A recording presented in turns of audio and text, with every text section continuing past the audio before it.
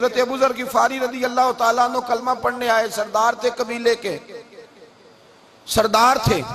कलमा पढ़ने के लिए तशरीफ लाए तो कहा हुजूर मुझे नसीहतें करें। नबी पाक ने गुलामों के बारे में भी नसीहत फरमाई और भी कई नसीहतें फरमाई।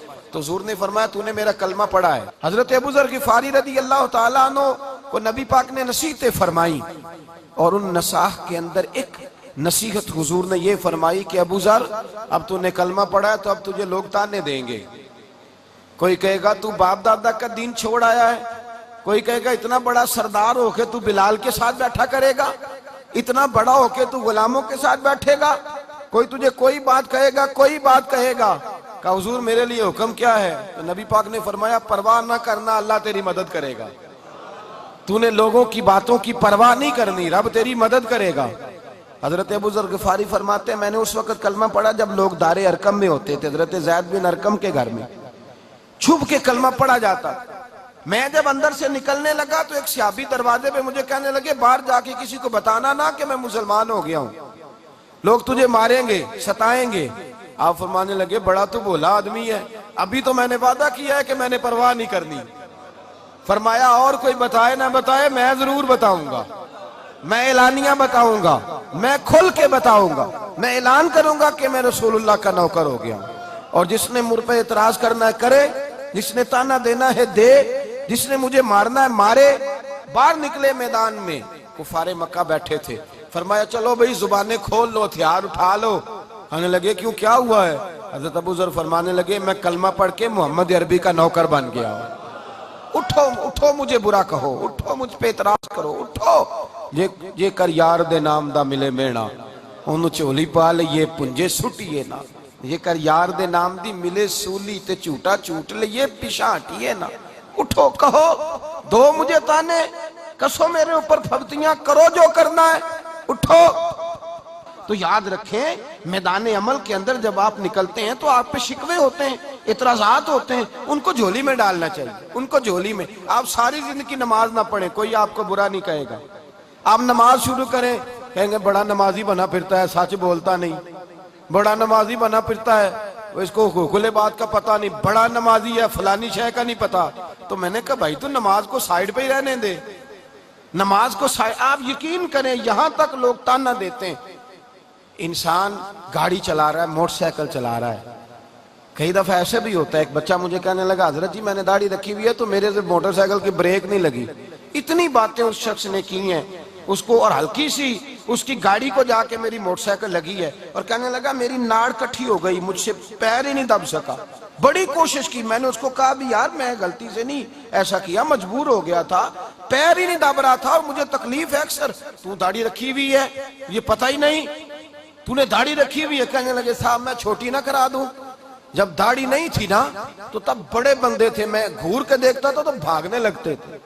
जब से दाढ़ी टोपी में आया लोग बेवकूफ जानने लगे, कहते मौलवी हो गया जो मर्जी कह जाऊं।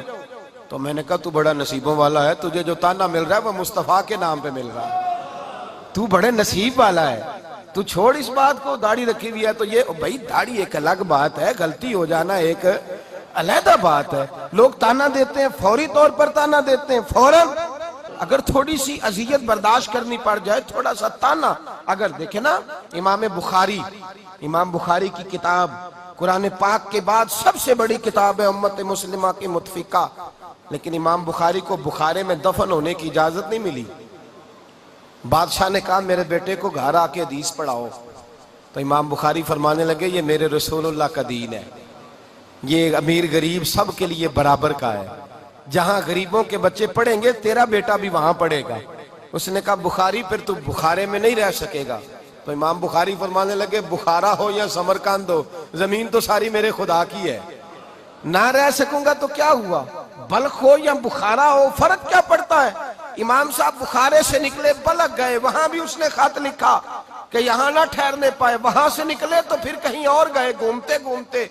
एक दिन कहने लगे मौला मेरा शिकवा कोई नहीं पर अब तेरी जमीन तंग हो गई है, चल बुखारी को बुला ही ले। इमाम बुखारी जिनका इतना जिक्र होता है, इमाम बुखारी ने दुआ मांगी तो अल्लाह तबारक व तआला ने उन्हें ईमान, कामिल ईमान की मौत अता फरमाई। वो रसूलुल्लाह की हदीसें पढ़ते हुए दुनिया से गए। भाई ये मुश्किल मरहला है, मुश्किल। ताने देना, तनकीद करना, एक मिनट में किसी को पता ही नहीं होता कि सामने वाला कितनी मुश्किल से तरवीज कर रहा है, लेकिन लोग हैं कि दो जुमले बोलते हैं, लोग हैं कि दो बातें करते हैं। भाई तू आगे आके देख तो सही, तू गौर तो कर, तू पलट तो सही, आके देख तो सही, कुछ तो मजबूरियां रही होंगी, यूं ही कोई बेवफा नहीं होता। जरा तुझे देखना तो चाहिए ना, आगे तो बढ़ना चाहिए। तू ताना दे रहा है, तू तनकीद कर रहा है, तूने सोचा ही नहीं। लेकिन अगर किसी को राह दीन में तनकीद का सामना करना पड़े, आजमाइश उसे उठानी पड़े, उसके लिए नेमत है।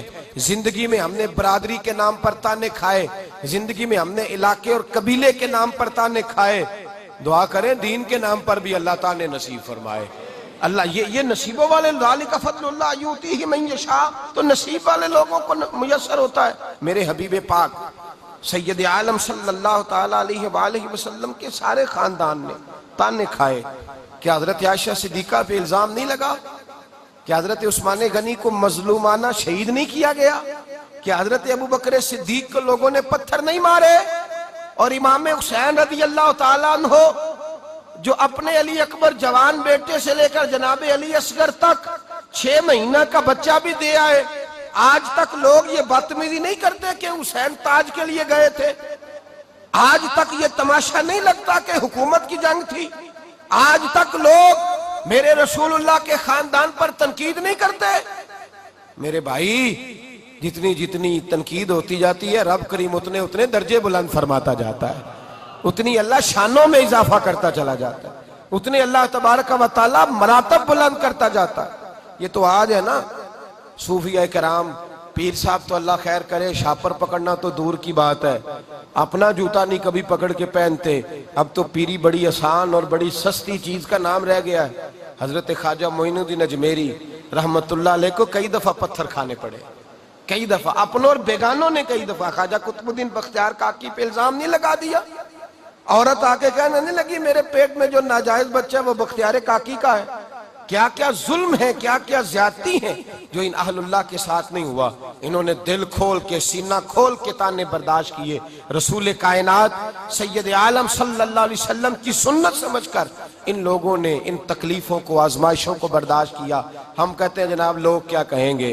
अगर मैं आज कह दूंगा ना कि बच्चे की शादी पे शोर शराबा नहीं करना तो लोग क्या कहेंगे? आज अगर मैं नमाज में आऊंगा तो लोग क्या कहेंगे? दाढ़ी रखूंगा तो लोग क्या, छोड़ लोग क्या कहते हैं। तू सारा लोगों के साथ मुकम्मल तौर पर ताबुन करके भी देख, फिर भी लोग तेरे हक में नहीं बोल सकते, वो मुखालिफ ही बोलेंगे। तो भाई याद रखें, मेरे रसूल करीम सैयद आलम सल्लल्लाहु अलैहि वसल्लम पर 3-4 दिन वही नहीं आई। हुजूर अलील थे, हुजूर की तबीयत मुबारक अलील थी, 3-4 दिन वही नहीं आई। उम्मे जमील अबू लहब की बीवी थी, उसने शोर करना शुरू कर दिया पूरे मक्के में, कहने लगी माज अल्लाह, मोहम्मद इब्ने अब्दुल्लाह सल्लल्लाहु अलैहि वसल्लम का रब उन्हें छोड़ गया है, छोड़ गया। उसने तो ये बात अपने लबो लहजे में कही ना, हुजूर परेशान हुए कि मेरा रब भी कभी मुझे छोड़ सकता है, ये भी हो सकता है। लेकिन उसने जब ये बात कही तो देखिए अल्लाह ने क्या एजाज दिया, फरमाया वद्दुहा वल्लैल इज़ा सजा मा वद्दा का रब्बु का वमा कला, का महबूब ना तेरे रब ने तुझे छोड़ा है ना तेरा रब कभी तुझे छोड़ेगा। ये कैसे हो सकता है? और फिर लफ्ज कितने खूबसूरत, फरमाया वद्दुहा, मुझे तेरे चमकते चेहरे की कसम हो, वल्लैल इज़ा सजा, तेरी काली जुल्फों की जब चेहरे के गिर्द छा जाती हैं। गोया रब फरमाता है भी थोड़े वक्फे से बात करना तो और बात है, मैं तो तेरा मुखड़ा भी देखता रहता हूं। फइन्नका बिअयुनी ना, तू मेरी नजर में रहता है। तो भाई वो क्या कह रहे हैं लोग, किस रंग में ताना दे रहे हैं, किस अंदाज में बात होती है। और मेरे नबी करीम सैयद आलम सल्लल्लाहु अलैहि वसल्लम जवाबी तौर पर अल्लाह तबारक व तआला किस अंदाज में महबूब का दिफा करता है। हजरत सुल्तान बाबू रहमतुल्लाह ताला अलैह बस जा रही थी तो बस उलट गई, कुछ लोग फौत हो गए, कुछ जख्मी हो गए। तो मस्जिदों में जुमे शुरू हो गए, कहने लगे लो बाबा अगर मुश्किल कुशा था तो उसने बचाया क्यों नहीं, बाबा मुश्किल कुशा था तो उसने, होते हैं ना ये बातें। तो सुन्नी कहता है मैं पूछ के बताऊंगा हजरत साहब से, कोई जवाब नहीं आता इसे। हालांकि अगर इसकी सियासी जमात पर इतराज होता तो इसे फौरन जवाब आना था। कहने लगे लो जी बचाया क्यों नहीं, खुतबे होने लगे, मुश्तरका खुतबा सारे इसी मौजू पे, बाबा मुश्किल कुशा था तो बचाया क्यों नहीं। मैं उस हज में शरीक था जिस हज में कई हजार बंदे मिना में शहीद हो गए। तो मैंने वहां खड़े होकर एक शख्स से कहा, मैंने कहा इधर आना, यहाँ अल्लाह के घर आए हुए थे तो 4000 बंदा फौत हो गया, उसने बचाया क्यों नहीं? क्यों नहीं बचाया? क्रेन गिर गई तो 150-200 बंदा हरम शरीफ के ऐन खाना काबा के साथ इंतकाल कर गया। खुदा के घर गए थे हज करने, एहराम बांधे तो तवाफ करे, बचाया क्यों नहीं? मैंने कहा आप ये क्या बात कर रहे हैं? मैंने कहा हिकमत और होती है, ताकत और होती है। फटाफट इतराज कर देते हैं लोग, 1 मिनट लगाते हैं इतराज कर देते हैं। हमारी कौम फटाफट भूल जाती, भाई मस्जिद में बम ब्लास्ट होता है, मस्जिद में बम ब्लास्ट होता है, इतने सारे नमाजी शहीद हो जाते हैं, खुदा मुश्किल कुशा नहीं, हाजत रवा नहीं, बंदों को बचा नहीं सकता? बचते हैं बंदे, लेकिन रब फरमाता है जो मेरे रास्ते में जाएगा मैं शहादत का दर्जा अता करूंगा। लोग फटाफट इतराज कर देते हैं, फटाफट शिकवा करते हैं।